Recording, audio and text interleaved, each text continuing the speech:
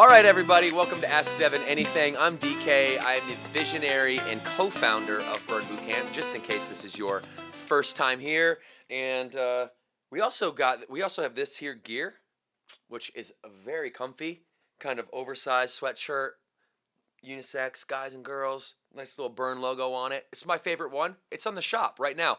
Devan10, code Devan10. You can go get this right now. Cop it. I think we have a few left, so happy shopping. And before we get into the podcast, I want to let you know that if it's not your first time and you've been here for a while, please give us a review on Apple. We'd love to read your reviews. It's like our favorite part of the day where we pull up the Apple review and it's like refreshed over the night and we get to see a few more reviews and interact with you that way. So thank you guys very much for being here. Listen, I'm going to get into something that's super personal to me, right? So the Burn Bootcamp podcast drops every day, but Ask Devan Anything only drops on Thursdays. And so every week, I'm just kind of thinking about what I want to come here and talk with you guys about. And it has to be rooted out of like my own experiences and what I'm really curious about, or else I get really boring when I talk about things that I'm not interested in. Like just giving a lecture on something that's like, hey, 5 ways to do this that I'm not interested in. Well, then, it's tough because I'm like such a passion-driven person, and I don't really like to read scripts or have bullet lists. I just like to go off the top and step in the room and feel the room and just give whatever my creator has for me for that day and just kind of spit it out. I'm out here being the fitness preacher. So I have really big dreams, and so I really thought about how I wanted to deliver this because it could seem very kind of, I don't want to say the word because it's a bad word, but it's a good word for this. It could seem kind of douchey to like talk about my monetary vision for myself. But then I started thinking about it. It's like, okay, sure. It is kind of douchey, but only if somebody who's talking about it isn't really authentically thinking about it in a deep way and doesn't actually want to pursue it in like a fundamental way where their ideas line up to their actions. And I'm doing these things real time. And then I thought about, okay, well, even a small minority percentage of people are probably going to hate on this regardless of how I deliver it because it's called my billionaire characteristics. But it's rooted out of me wanting to take an audit of how I can help the most people possible. Because I know as the leader of this company that it starts and stops with me. And in order for us to help millions of people, okay, I personally, from a financial standpoint, have to have a measurement. And to me, a lot of times that measurement is members and revenue. And so I'm not even close to that yet. So I thought about, should I talk about my billionaire characteristics? Like you're not even close to that yet, but then I thought about like the vast majority of people and how the vast majority of us are so ambitious and like especially the people that are here. If you're here and you listen to me like in Morgan, then you know that you're either A, a leader and looking to become a better leader, or B, you're at rock freaking bottom and you're trying to figure out how the hell you can pull yourself up by your bootstraps and move forward one step. People in the middle, like the average people, they don't really like my message personally. I'm not going to speak for everybody that does this podcast, but the people in the middle don't really like my message because I put a lot of pressure on them. I put a lot of pressure on people to say, hey, stop making excuses, start taking responsibility for yourself before you try to take responsibility for others, like clean your car before you try to clean up the world, and make sure that you have a set of core values that are navigating the way you act, the way you move, the way you behave. Have a mission, have a vision for your life, and have a purpose for being, and have a stated purpose, and have intention behind what you're doing. Stop blaming other people for your problems and start taking responsibility for yourself. That's a message of individual responsibility and looking at yourself in the mirror. And the one thing we fear the most is looking at ourselves in the mirror and having to admit the gaps or the flaws that we have. But once we overcome that ego and we're able to admit the gaps and the flaws that we have, then and only then are we able to go out and then attack a game plan or execute against the gaps and the flaws.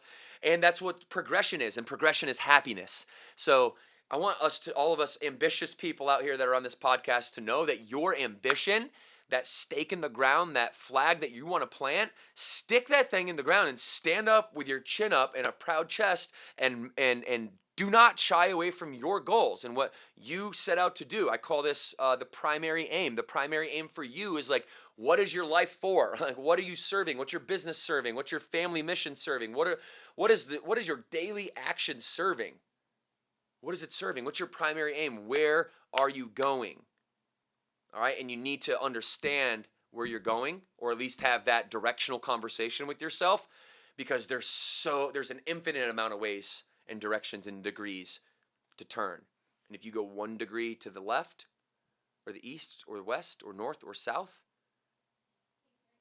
in the wrong direction, well, you're going to end up somewhere in 5 years, but that place you're going to end up in is a completely different direction, different design than your blueprint.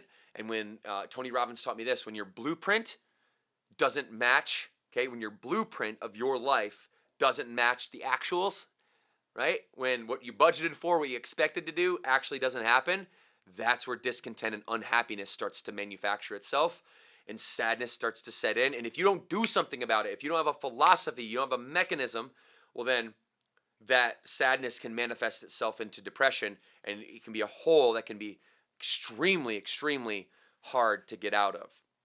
So I'm going to talk with you about my 11 characteristics that I think I myself personally would need to achieve in order to help tens of millions of people open 10,000 locations and ultimately in the process have a $1 billion plus net worth.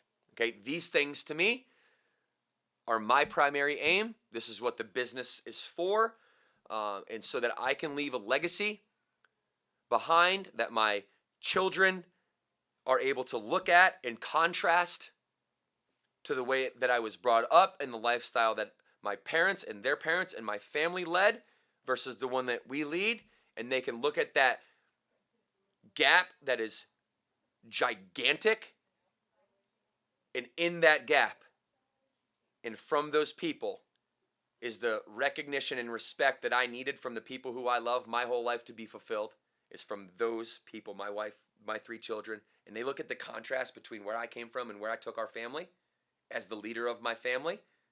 Whew, man, that's motivating to me. Like, Dad, look where you come from, and look what you did for us. Like, look what you did for us. You helped tens of millions of people change their life. And you weren't shy about standing on your own ambitions, wanting to be this figure, this billionaire that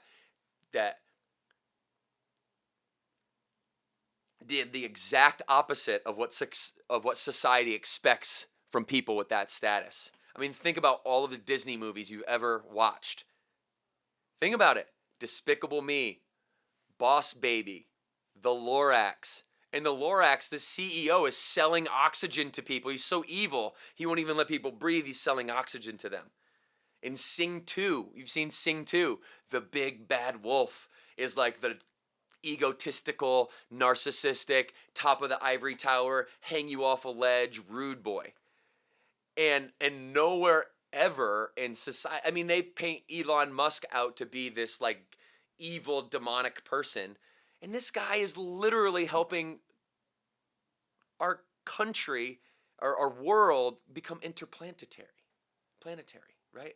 It's like there's this stigma that I also, in this paradigm that also really motivates me, that when I do get that spot, part of the legacy is I'm going to handle that appropriately. Almost kind of like when, you know, somebody in like movies or somebody in music gets famous, they don't change up, right? They just stay, their resources just make them more of who they already are. If you are a jerk, then you have more money to be a bigger jerk. If you're a super kind, generous person, then you have more to be kind and generous with. And so I started taking an audit of, okay, now you guys can kind of see my personal vision. Hopefully, as you're looking through my lens, you're kind of understanding where I'm coming from on this and empathizing with me based on your own success journey, what you want, your own ambition, right? So don't be afraid of that. Don't be afraid of putting your flag in the ground, just kind of like I did right now. I'm trying to not just tell you to do something or suggest that you do something, but also actually do it.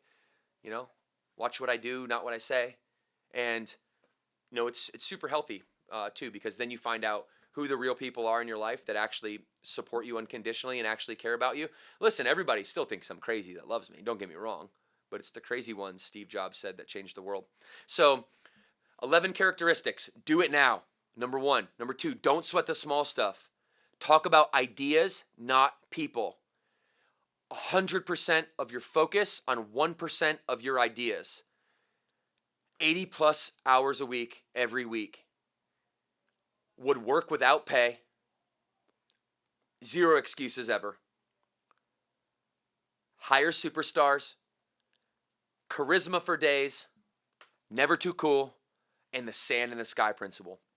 So these 11 things I'm just going to touch on briefly on each one, just to give you kind of an introduction to the audit.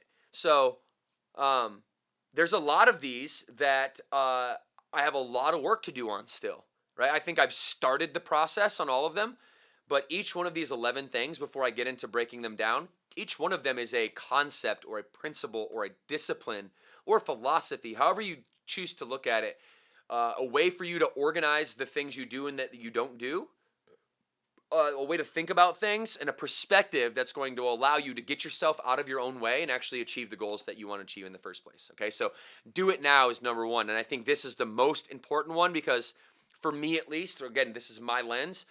For me, do it now is so important because what I'm trying to achieve is so unlikely. Like the percentage of me actually achieving it is so unlikely that speed becomes everything. I have to go super fast because there's a finite amount of time.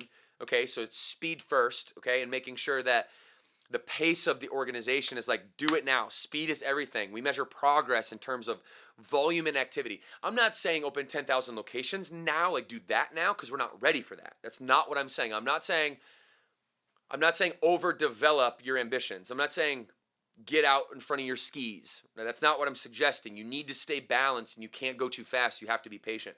What I'm saying is that you need to be patient in the macro and you need to be super urgent right now in the micro. Like those little things. Do it now. Don't write down in your to-do list to email somebody later. Instead of using that time to say, hey, email someone tomorrow. Email them now. Just get rid of that to-do by actually doing it right now. Make the phone call right now. Do it now. Don't schedule it for tomorrow. This will tie in later to the never too cool concept, and I'll get there when we get there. All right, but do it now. You guys follow me on that? Speed is everything. To build something that is impactful at scale, all right, you can't overanalyze the data. People that have a high analytical or what I would call in our language here at Burn Bootcamp, a high D or a high level of detail, oftentimes without a counterpart who is in high A or high autonomy or high ambition, if you will. If you don't have that balance, then that person that overthinks everything's never going to make any progress because the data is never going to be perfect and they never can make a decision until there's perfect data because there's no risk tolerance. Unless you get somebody like me that's like, hey, listen to intuition and then let data back it up if it's there, but if not, intuition's always stronger than data. And you shouldn't make every decision off data. You should have a blend of data and intuition based on the magnitude of decision that you're making and how many people that it impacts. Do it now. Go for it. No time to overanalyze. Hell yeah, go after it. Let's do it now. I've never met a successful pessimist. Optimistic people that do it now, get things done, even if they make mistakes along the way. But here's the thing. You're going to make mistakes if you go slow or if you go fast. Do you want to make mistakes faster or slower? Do it now. I've gotten more disciplined over time to only do those hell yes things. So it's like if I got to go fast and I got to do it now, I only can do the things that in my mind like that spark my intuition as a hell yes. Or if it's not a hell yes, it's a hell no. Hiring somebody especially. We're protecting our culture here, okay? But we're going to grow, so we got to do it now. We have to grow now. We can't wait forever to bring on teams because we have responsibilities to our organization, so we got to do it now. And so I need to make sure that those people we're bringing on to protect the culture, it's either a hell yes or a hell no. There's nothing in between. So do it now can also mean saying no. Say no right now. Boom. Hell yes, hell no. Don't like debate on it and have 4 meetings to decide like whether it's hell yes or hell no. Get the 3 most believable people in the room. Ray Dalio writes a book called Principles. He's a billionaire hedge fund manager, Bridgewater, biggest one in the world. He writes this book called Principles. It's a great book, and this concept of triangulation, where it's like, hey, the way you get things done is to have an intuition, go to the 2 other most believable people that would also have good intuition on that specific topic, triangulate, get everyone to say hell yes, and if anyone says hell no, then that's the decision. All right, so speed. All right, number 2, don't sweat the small stuff. My favorite, one of the grandfathers of motivational speaking and personal development, one of the people that doesn't know that is a mentor to me, but actually is Jim Rohn. And Jim Rohn said, hey, don't major in the minor things. He said, everybody's out here majoring in the minor things. You got to major in the major things. And if you know Jim Rohn, then you'll know that's his voice and his cadence. And he's so right. Keep the main thing the main thing. I was on a conference call with one of our most successful franchise partners, Jody and Ezzy Rawls. It was a Georgia market call. We get on a call with our markets and just talk about what's working, what's not working. And Ezzy gets on and he said, hey, keep the main thing the main thing. Because if you're focused on the small stuff, if you're sweating the small stuff, if you're sweating people gossip, if you're talking about people and not ideas, if you're talking about gossips and not visions, then you're in the small zone. Get out of the small zone. You need to be in the growth zone. You're in the fixed mindset if you're sweating the small stuff. If you're too worried about what people are saying and feeling and thinking and judging, you're in the small zone. You're in the fixed mindset. You're not going to grow. You're too worried to grow. But if you're in that growth mindset and you're not sweating the small stuff, you're keeping the main thing, you're addressing the small stuff, but you're not letting it take up that mental real estate, that emotional capacity, then you're going to have a chance. I'm going to have a chance to go where I want to go. And that's to really have impact at scale. I can't sweat the small stuff. Time is finite. See, these first 2 have to do with time. Do it now and then protect your time. Don't sweat the small stuff. Number 3, I said it a little bit, but it's a segue. Talk about ideas, not people. Talk about ideas, not people. If you're sitting around a table and you're having coffee and you're talking about what someone else said about someone else, you are at the wrong table. At any time ever. There's not a single table or a conversation that I am in, that I enjoy being in, or that I am willing to stay in, that is about other people's problems. I don't care. I just don't. I don't care. That's their problem. They need to handle it. If they ask me for advice, I'm going to care now because they're confiding in me. They're asking me for advice. But it's not my job to save somebody who doesn't want to be saved. It's not my job to want it more for them than they want it for myself. I can't want it more than you want it for you. You've got to manufacture your own goals, dreams, and decide how disciplined you're going to need to be in order to get there. Talking about visions and ideas and strategies and what the world will look like when you and I, us, whoever's talking, meet in a point in the future where it's like, hey, this is exciting for all of us. You know what I mean?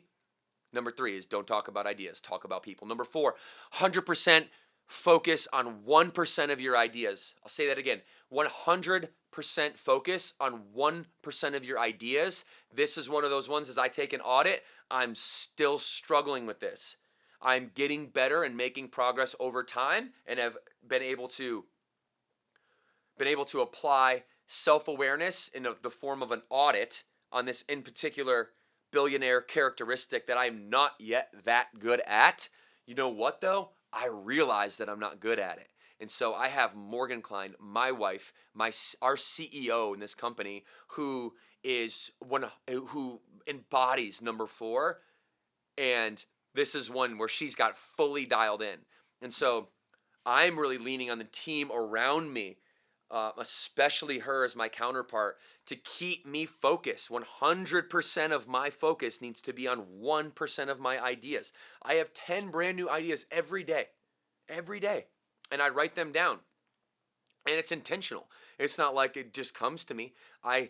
It's a discipline for me to keep my creativity muscle sharp, to write down 10 new ideas. Because just like your legs, if you don't squat on a weekly basis, if you're not in a routine with building your legs, they'll forget how to be strong. If you're not in a routine with building your creativity, you will forget how to be creative. So that's 10 new ideas every day. I don't even need 10 ideas. I actually don't even want 10 ideas. The only reason I have 10 ideas is because 10 years in the future, I'm going to need one of these ideas. And I'm going to have to look back and be like, oh yeah, that's it. That was it back then. I'm not implementing any of these right now. We have too many things in the works here. Right now, we got to keep the main thing. Going back to the previous beliefs and characteristics here. It's like, don't chase the shiny objects. Have the discipline. If you know you don't have the discipline to stay focused, then you need somebody else and some mechanisms around you that help you stay focused. Morgan and I have a same page meeting. That's 1 4-hour meeting per month. I get to download her all my ideas, all my visions. Okay? We have a whole cadence, a meeting cadence and a meeting pulse in our organization where Devan's radical ideas can't just take hold anymore, right? And just take the organization into like whiplash mode where everybody's looking around like, what the heck is going on? Like, we have a cadence and a rhythm, and it's professional management, and the organization itself is focused 100% on the one idea that we had, and that was that you're stronger than you think you are. You're worth it. You don't know how much you love fitness yet, because it's not about how strong you're getting, it's about who you're becoming. And it's not going to be easy, it's not going to be short, and it's not going to be fast. It's going to be long, hard, and difficult, but you're worth it. Okay, that's our idea. And we're going to stay 100% focused on that. Follow me? I need my teammates. I need my teammates keeping me focused. That's what we're here for. Number 5, it's 80 hours per week. I thought about calling this one Hard Work Works because that's more catchy. But like, people don't understand what I mean when I say hard work. Everybody works hard. Hard work is not just the bare minimum. Hard work's not the 40 hours. Hard work's not the 50 hours. Hard work's not the 60 hours. Hard work's not the 70 hours. Hard work's the 80, the 90, the 100. And I'm just being for real. Because you are in a competitive environment. So if you're going to say, I'm going to be the best in my industry, right? If I say I'm going to lead from the top of the fitness industry with the people first mentality, not the profit first mentality, and I can't wait to get there, because the world's going to see what the top spot in any vertical of any industry, it's going to see how it should treat its people, how it should treat its communities, and I cannot wait for that. That's never going to happen if I'm working as hard as the next person. You have to outwork everyone. Hard work really works. And it just has to match your standard. So if you have a standard that's okay, then you can have 40 hours a week. I'm not saying 40 hours is bad. I'm just saying it's bad for an outstanding standard. It's good for an okay standard. Okay? But if your standards are just okay, well, you're going to get very poor results. Very poor results. You used to just be able to kind of go to the, go to the job, get your pension, and kind of, everything was safe. Not anymore. We live in a world where if you just make okay middle of the road choices in your life, you're going to get extremely poor results because there's too much opportunity via the internet and all of the technology that's here today. Okay, well, the next level up is good. Good standards. Well, if you have good standards, okay, like, I'm not mad at you. You can work 50 hours a week and you can do good. You're not going to get very poor results, but you're going to get okay results. You're going to level your results down. Okay, you want to work 60 hours a week? Be my guest. But you're just going to have great standards then. And great standards, don't get me wrong, 60 hours, that's a lot. You got to make sacrifices. You got to, there's undoubtedly, that is a commitment that you are making to the greater good and to your career and your vision, your family. If you're at 60 hours a week, you're pushing it, right? But you're still good. So you're going to get poor results. All right? Now, if you're starting to elevate that, or you're consistently over that, and you have outstanding standards, and you're 65, 70, 75, 80, obviously I'm talking about productive hours. I'm not talking about sit at your desk and, play Minecraft for, 10 useless hours. But if your standards are way, way, way, way up here and they're super outstanding, you got the highest standards, then you're going to get great results. You're going to get great results, but you're going to have to put in the work, and hard work really does work. And if you work harder than everybody else, like Kobe Bryant said, I will get up at 4 a.m.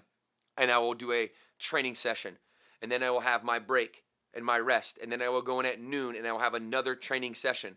And by the time my noon training session is done and every other player is getting to their afternoon training session, which is their first one of the day, I'm going to be on my third one. So how could I not be better than them if I'm working 3 times harder than them? If I'm practicing the fundamentals 3 times more than the next competitor over, how could that not work? And that's one of the ones in this that I've really mastered over my careers. I've had to work hard to get out of the ditch. If you listen to my last podcast that went out last week, I talked about the ditch that I was in growing up and how hard work was ingrained and embedded into me. And I have a very positive connotation with hard work because I saw how much hard work made me even with the playing field. And I actually outworked everyone just to get even at first. Just to get to the same playing field, the same starting line as them. I outworked them. I kicked their ass. I punted my 20s. I didn't go party. I didn't go have fun. I didn't have Halloween parties or costumes or New Year's parties or go out and get drunk and have the week-long vacations. None of that. Morgan and I worked. 6, we would do that hard work without being paid at all. Like if you told me, Devan, if you had a comfort level of being able to put a roof over your head, being able to put food on your table, being able to put clothing on your children, being able to live a modest, peaceful, comfortable, normal life, right? I'm not saying that I would work despite my family's suffering and poverty. I would never do that. That's a ridiculous concept because I only work for them. Like they're the purpose that I actually put this in for. Ultimately, there's a lot of passion and purpose and layers in between that, but the ultimate purpose is I do this for my family. So I would work without pay. I would do this for a living. We were just comfortable and the economy wasn't set up to reward people that add value to other people's lives from a financial perspective. I would do this because I freaking love it. Like when I go to a gym and put a mic on my face and interact with hundreds of people who are just trying to get better and trying to overcome themselves and do better at life for themselves and their families and be more consistent and have more discipline, and I'm able to interact and be there and see those transformations, like I don't need to get paid for that. I'm not asking how to get paid when I show up places. So I do it because I love it, and I do it because every hand that I shake, I want to make sure that I'm impacting that person's life to the maximum capacity and the amount of time that I have with them, okay? So that's number 6, I would work without pay. Number 7, no excuses, all right? This is just one of those hardcore things. It's a truism. It's a universal truth that people that don't take responsibility for themselves and blame other people aren't going to be successful. You have to look in the mirror. You have to size yourself up, and you have to say, what are my gaps? Okay, what are my gaps? That question is the fundamental question I want you to take away from this podcast. Is number 7 on no excuses means to take responsibility for my life. I need to know what are my gaps. And isn't it true, you guys, that people, generally speaking, shy away from the things that they're bad at. They don't want to admit their weak points. They don't want to admit where they're going wrong. There's so many different possible psychological reasons for that, but all of them boil down into fearing like they're going to lose love. They're going to fear the loss of love from somebody in their life. So if I actually admit that I'm a weak person when it comes to nutrition, let's say, I'm a weak person. I can't handle it right now. There's a level of admission that comes into that diminishes the characteristics that you want to have in your blueprint. It diminishes that characteristic momentarily, just long enough for you to actually be self-aware, but you don't want to tell other people that because you don't want them as your role model to the people that you love in your life. You don't want them to see you for who you're not. You want them to see you for who you actually are.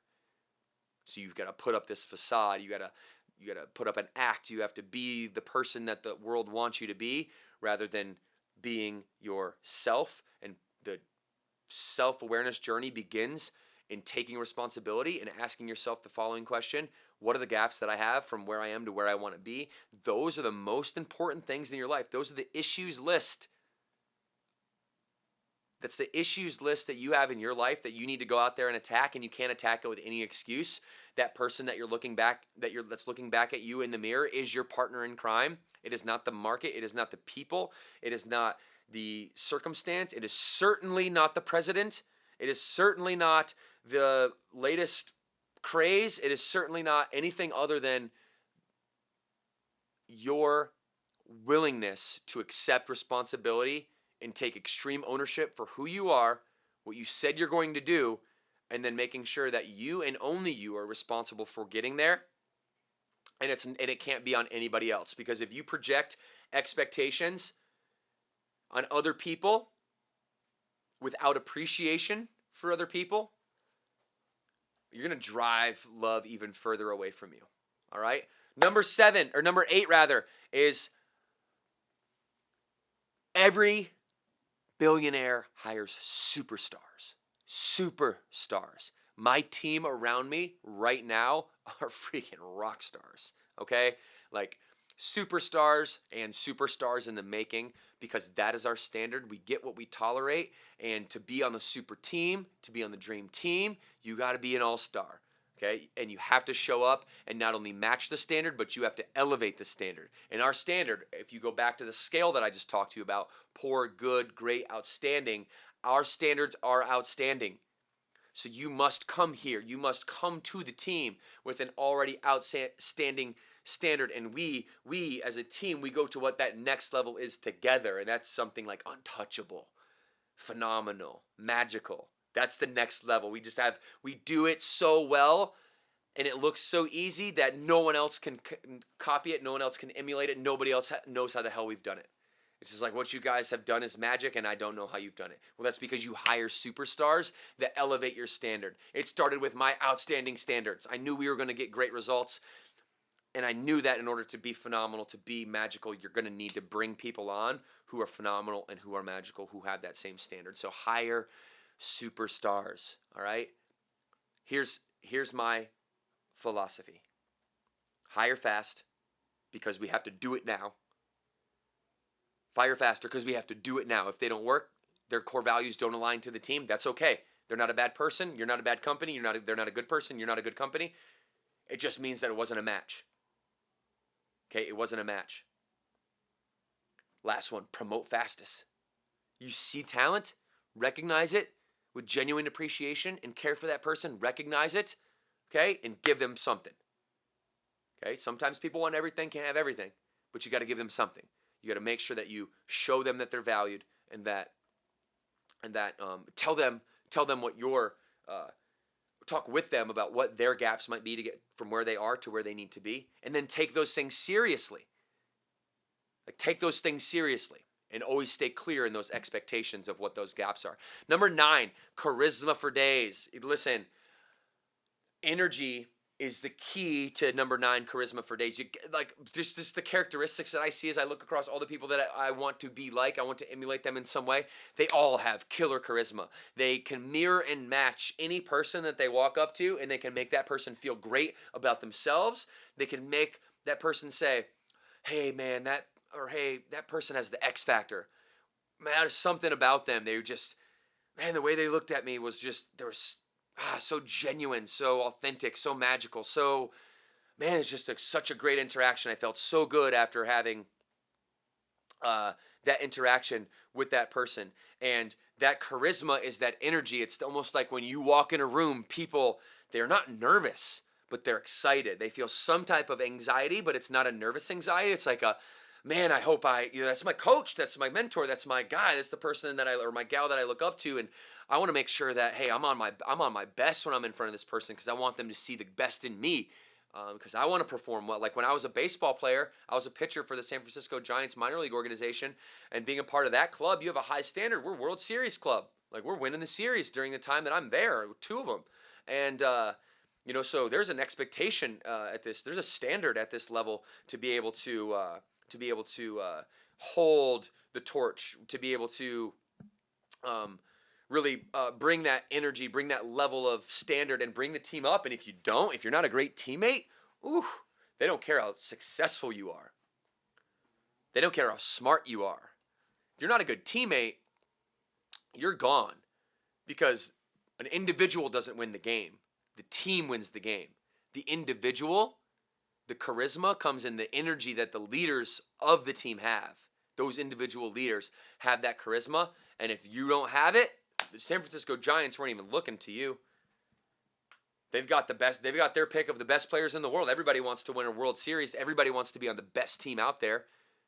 In minor league baseball, when a team wins the World Series every year, a bunch of players get let go and then try to find new teams, and everybody collapses to the top couple teams in the league for the last year, because they want to chase the ring. So be that person that goes into an outstanding organization and then is able to elevate the standards of that organization. That's what charisma for days means. Number 10 is that you're never too cool. All of the people that I've had the opportunity to meet and be mentored by, who have this kind of billionaire status, and the ones that I've seen that are so impactful and successful and maybe on their way, or not even that you have to have, not even that just like, billionaires, like there's a lot of billionaires that don't have all these characteristics. These are my characteristics of what I would want to be, like how I would want to act and how I would want to come across. And so remember, this is not what everyone does. This is just what I do. This is my lens. And I hope that you're kind of agreeing and disagreeing on certain things, and really scoping like your own lens throughout this. I'm not suggesting do exactly what I do, but use this as a kind of audit to say, hey, do I have something like this that, the principles or the concepts that align to the ambitions that I have. So never too cool means like, you get some people that even like they make it and they think they make it in their mind, and they maybe had like a company that pops, or maybe some 15 minutes of fame, or let 100,000 followers on Instagram gas them up or something, and now all of a sudden they're too cool to like high five people. You're too cool to say hi. You're too cool to just have genuine interactions with people. You put barriers up between you and building relationships with others because they're no longer on your level, or I'm too busy for that.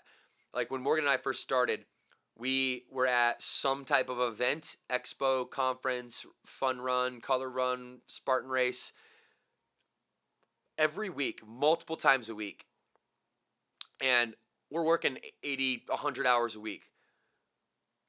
Somebody asks us to come over to their house on a Sunday and do a food what's it called? A food purge with their fridge, and a food purge with their pantry. And we had time. We weren't too busy. There wasn't anything on our schedule. We said that we wanted to impact every life we touched with knowledge in our head, with strength in our body, passion in our souls, and love in our heart. We said we wanted to do that. And we have time, and this person is reaching out to us for our help.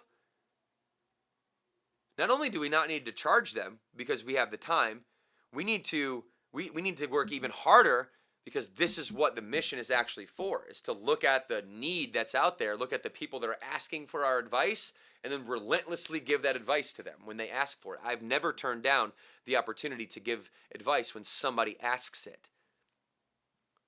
So I'm never too cool to, you see like, who I think embodies this is Mark Cuban. I love Mark Cuban because Mark Cuban is a straight shooter.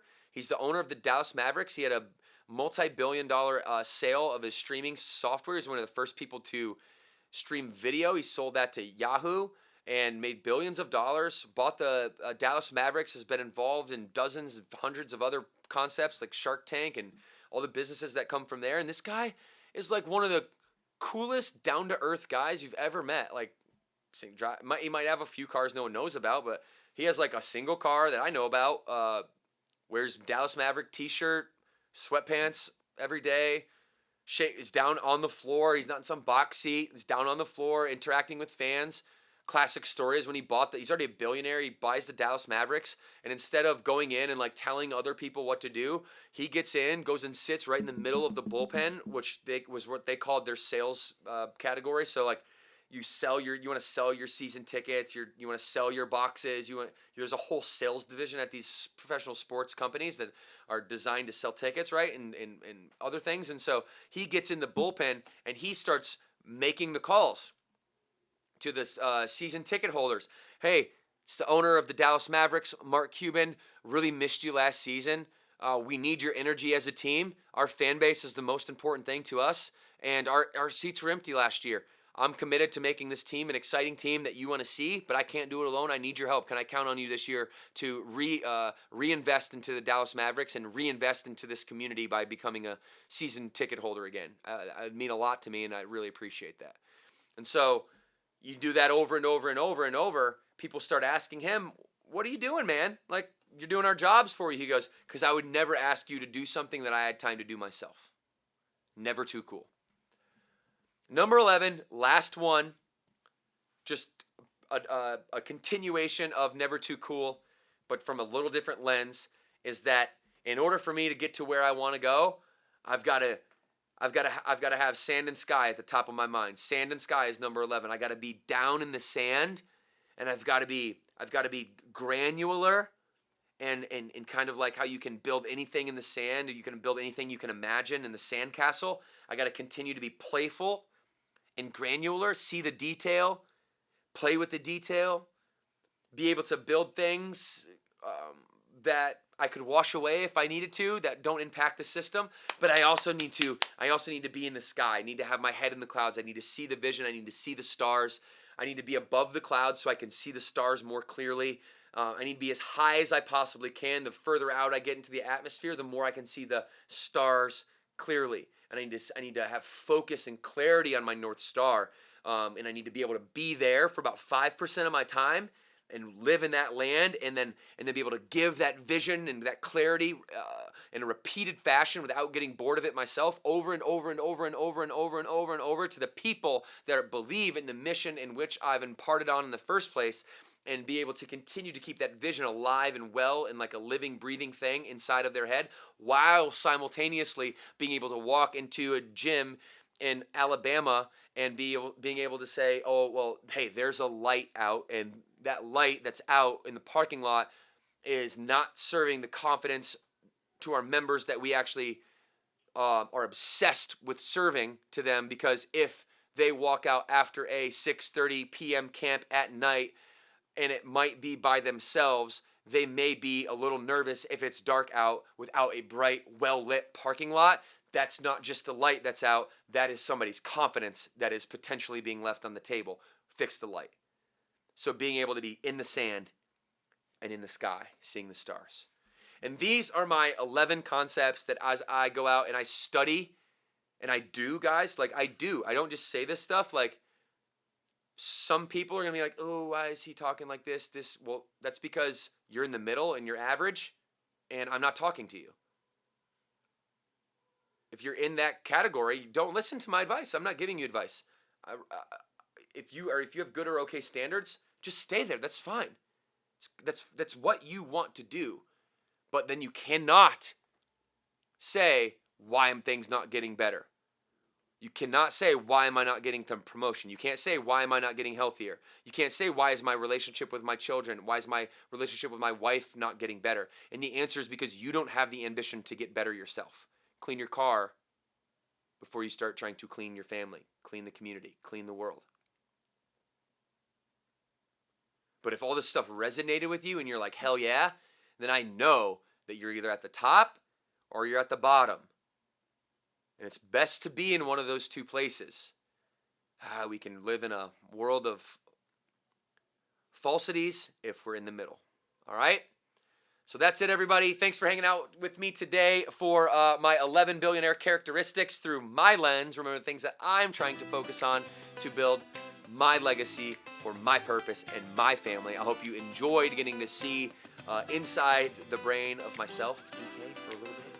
Are having fun. Reviews on Apple are my favorite. Love reading them. Flex on the subscribe button, everybody. Thank you for being here. 2 claps on 2. 1, 2.